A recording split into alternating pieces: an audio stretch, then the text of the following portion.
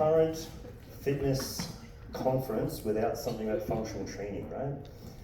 I've been in the industry for 13 years, and I don't think I've ever been anywhere where we haven't talked about functional training. And I don't want to talk about too much of my professional credentials. It's enough to put me on this stage. But how I got into functional training, I guess, as a gym goer, was very early on. I've done fitness forever. I grew up with an old-fashioned farm boy Australian dad who judged my teenage skinniness by everything. When I was 15, I could carry 4 hay bales by myself. How many hay bales could you carry? He didn't have gyms. Hay bales is all I had. It's like, I've never picked up a hay bale. Okay. So when I got to the gym, I was like every other 18-year-old, just trying to get as big, as strong as I can.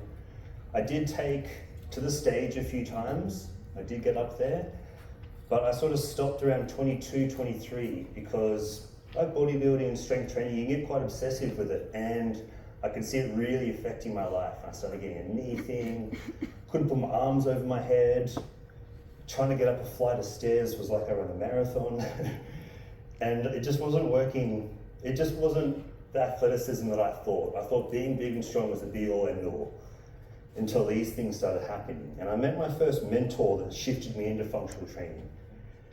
And I was telling me about my problems in trying to adjust my movement patterns to, I guess, be more efficient and drive me out of this pain I was leading myself into. And he was like, yes, well, that's why you don't often see big, muscly dudes being extremely flexible and multi-athletes. It's very hard. I was like, okay, I'll try to prove you wrong. Took me 10 years, but I think I got the best of what I could get. But when I started getting really, really obsessed into functional training, and I do work with and educate with a company called the Functional Training Institute, where I go around and teach it, I still find it very hard and it's confusing because no one really has a good definition of it. No one can really tell me what that is. And I even get frustrated. I'm a functional training guy, and I get frustrated at this word. I go to a functional training studio, and there's so many components of that gym that's missing from helping someone improve their function. Or if I talk to a personal trainer and they say, I'm a functional training specialist, I still have to follow up and say, what does that mean? What do you still do?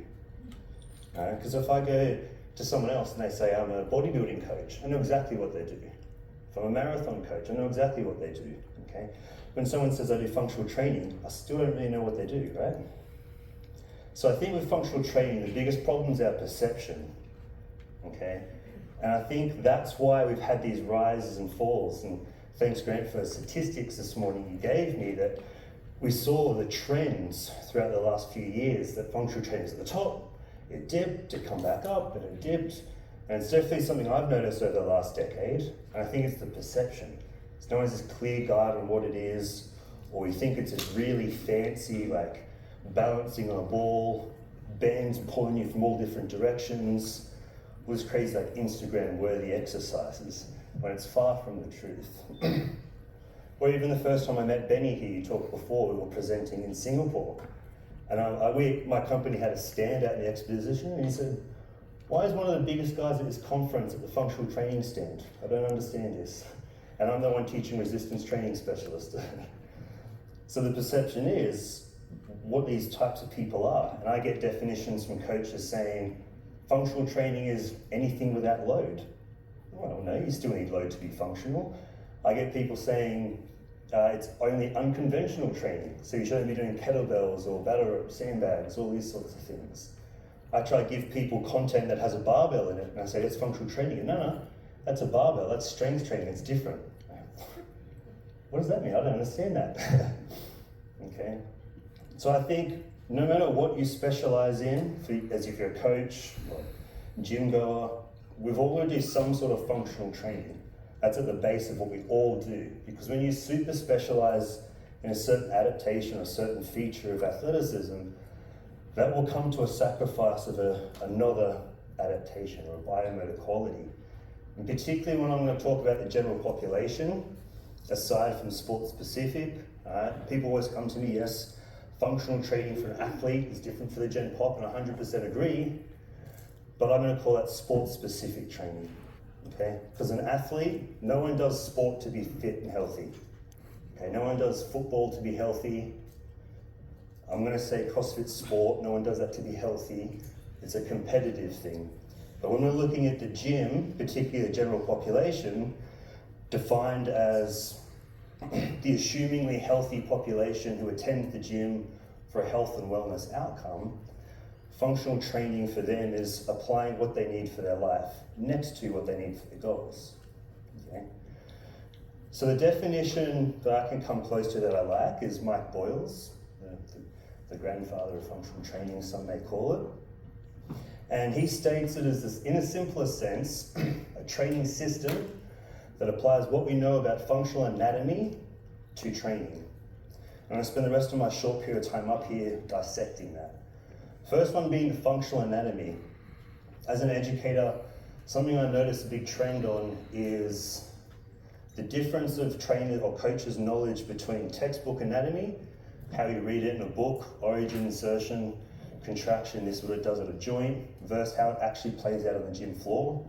It's not always the same, and our muscle systems or our bodily systems are too synergistic to be working that independently. So we need to have a clear understanding of how the textbook reads and then how that muscle or that system functions in this exercise or this movement or whatever we're doing. So we're getting that actual application, because not every exercise is functional for every person, but every exercise is functional to a person somewhere out there. Okay. So the system, okay, I'm sure everyone does it, we're all doing functional training to some sort of degree. We need a needs analysis. That's your first step in asking, what does this person need to do with their body to be able to achieve success? Okay? And success would be in the gym, in their life, whatever they need. Number two comes performance testing. That could be fitness testing, movement testing, mobility testing, whatever you're doing. It's trying to figure out what they're currently capable of. With those two pieces of data, we're then going to come together and create this informed training plan.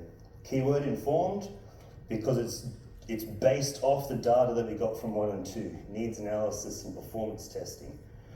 So we need to select exercises that, one, go towards the client's goals, but in a way that improves and maintains function. Okay? So that's the system we run around. We all do that to a degree. When it comes to the training, what I do when I'm doing those assessments is categorize people into these 3 areas. When I'm looking at a particular movement, or even an energy system, some sort of metabolic conditioning, I want to see if someone's below baseline. Okay? So their functional training will come under training for correction.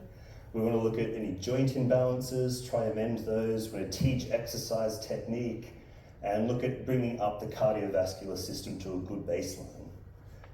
If anyone's below baseline in any movement pattern or any energy system, that's my main focus. But when we get someone to number 2, at baseline, that's when we can start doing more traditional style exercise, progressive overload, energy system improvements or flexibility, and then big one, programming for rest and recovery. It's a big thing, we've got to look at performance. But when we're doing our assessments, you can have some movements and some exercises where you're training for correction, but then you can also have other movements and other energy systems where you're training for performance. You don't want to feel like you're training, if everyone's got like 50% of their movements needing correction, don't let that be the whole focus of the session. You want to lose buy-in. People want to perform, so we're going to give them, we're going to look at the movements they do well and excel them there. But the big focus will be to at least baseline. Once we get to baseline and they're pretty confident there, that's when I feel we can sort of branch out into people's goals or specialities or our identifications. And then going beyond is anything above that baseline. Baseline just for human is like just the ability to get off the stage, pick something up, do life, do their exercise they want. But when we're going beyond, we're looking at training for complexity, so some sort of neurological training, maybe reaction training, complex body weight movements or anything, multi-planar, multi-force vector movements. Don't have to go extreme. That's just sort of creating a higher level of function for that person. But when we're there, We don't want any of the going beyond to affect or bring someone back down to needing correction. That's when we have this big gap and I see injuries and plateaus, is when people are trying to go beyond and it's coming at too much of a sacrifice of the things that are below baseline. Okay? Follow me so far? Yeah. Okay. So when we look at the programming, we create this periodized plan to solicit purposeful, timely, physiological adaptations that directly enhances performance potential. Okay. That's how I sort of see, that's any periodization. But purposeful, I guess for the general population, would be something that means something to them in their life. Something I've noticed in my career is most Gen Pop come to us, they want to lose weight. That's understandable, I get that. To a degree, a lot of us need to do it, but I think a lot of people are less focused on their weight, more focused on how confident they are. I've had too many clients not lose a huge amount of weight, but gain a huge amount of function. And when I'm getting these middle-aged to older people able to play in the playground or able to do their daily life better or able to do exercise at baseline or beyond, they have so much confidence in themselves that fear and self-consciousness of the weight just starts dissipating. And then that allows me as a coach to have a bit more patience and time to lose that weight. They're not so urgent and frantic on it because the weight now is not affecting their day-to-day activities or their weekend activities as much as it once did. So usually when I'm talking to people, I usually work people 35 to 65 or so. That's usually a stage of life where your career is pretty good, your kids are getting independent, and you're looking back on your own life now and trying to bring it back. And you look down and 10 years has gone by damn quick. And they look at a photo from themselves 10 years ago, and all they visually see is the weight gain. And they associate the weight gain with the ability of what they had 10 kilos ago. But what if we actually got people moving like they did 10 years ago without the weight loss yet? Their confidence goes up. Confidence goes up, posture's better, movement's better, exercise feels better, recovery's better, and then we all know that the weight loss then flows on from that. Okay, so taking this function first approach, I find yes, if we're looking at weight loss, it may take longer, but it's more sustainable. Okay. And then next one in there, enhances performance potential.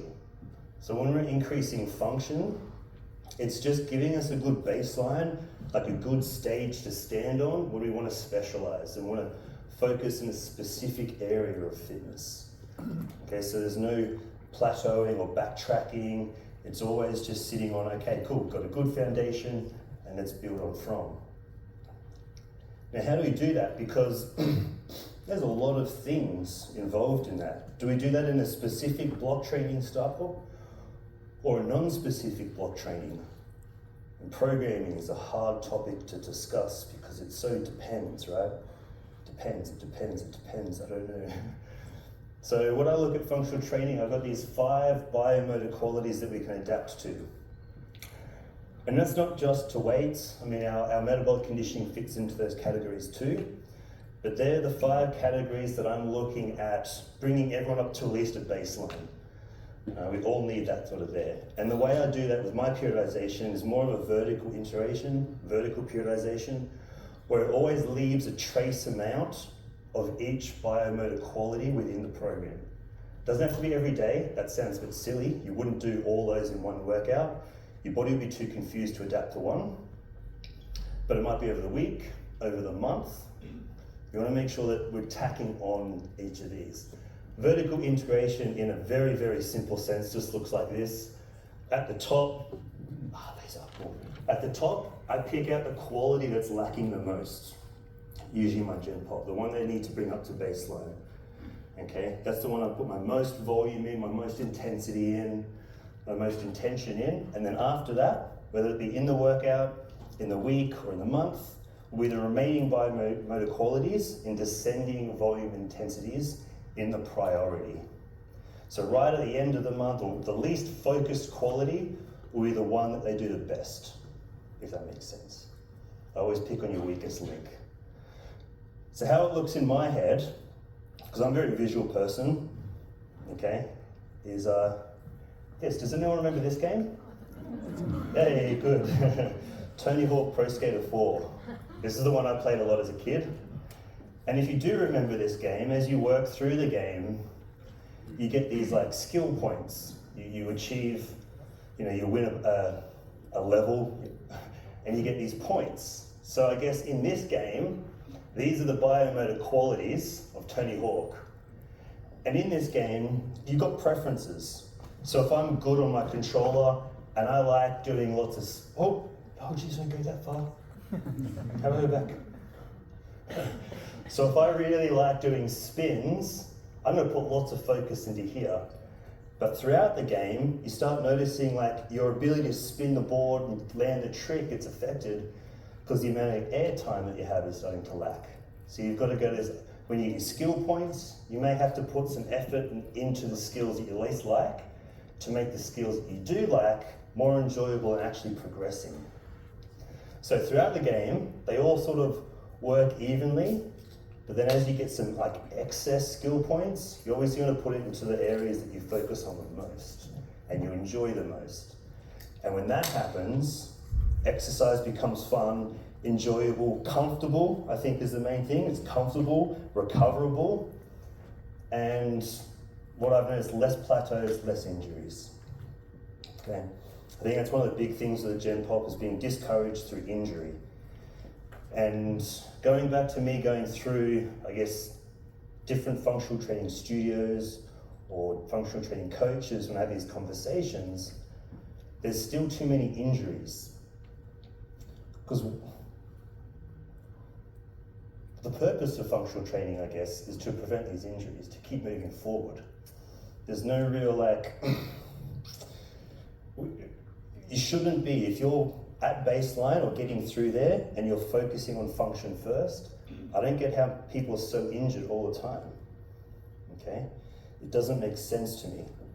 So we want to create this balance across all these biomotor qualities to reduce those injuries, and that, I guess, is in a sense functional training for optimal performance for the general population. That's me. I got it done in 17 minutes. Woo! Beat that, everyone else. But yes, thank you. Functional training is a bit of a hard, broad topic to talk about. So I wanted to talk about that perception. And hopefully all I want you to take away from this is just look at your systems, look at your needs analysis, your assessments, and just see if you are taking a function-first approach, or if your approach to your client's training is affecting their function, not improving their function. So, thank you very much, everybody.